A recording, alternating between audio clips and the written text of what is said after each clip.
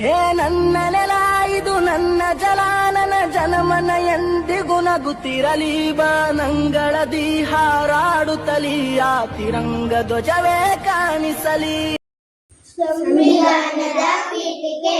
ಭಾರತದ ಪ್ರಜೆಗಳಾದ ನಾವು ಭಾರತವನ್ನು ಸಾರ್ವಭೌಮ ಸಮಾಜವಾದಿ ಜಾತ್ಯತೀತ ಪ್ರಜಾಸತ್ತಾತ್ಮಕ ಗಣರಾಜ್ಯವನ್ನಾಗಿ ರೂಪಿಸುವುದಕ್ಕಾಗಿ ಭಾರತದ ಎಲ್ಲ ಪ್ರಜೆಗಳಿಗೆ ಸಾಮಾಜಿಕ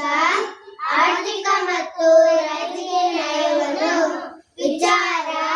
ಅಭಿವ್ಯಕ್ತಿ ನಂಬಿಕೆ ಧರ್ಮ ಮತ್ತು ಉಪಾಸನೆ ಸ್ವಾತಂತ್ರ್ಯವನ್ನು ಸ್ಥಾನಮಾನ ಮತ್ತು ಎಂದು ದೊರೆಯುವಂತೆ ಮಾಡುವುದಕ್ಕಾಗಿ ವ್ಯಕ್ತಿ ಗೌರವ ದೇಶದ ಏಕತೆ ಮತ್ತು ಸಂಸ್ಕೃತಿಗಾಗಿ ಎಲ್ಲರಲ್ಲಿ ಭ್ರಾತೃತ್ವ ಭಾವನೆಯನ್ನು ಮೂಡಿಸುವುದಕ್ಕಾಗಿ ದೃಢ ಸಂಕಲ್ಪ ಮಾಡಿ ನಮ್ಮ ಸಂವಿಧಾನ ಸಭೆಯಲ್ಲಿ 1949 ಇಸವಿಯ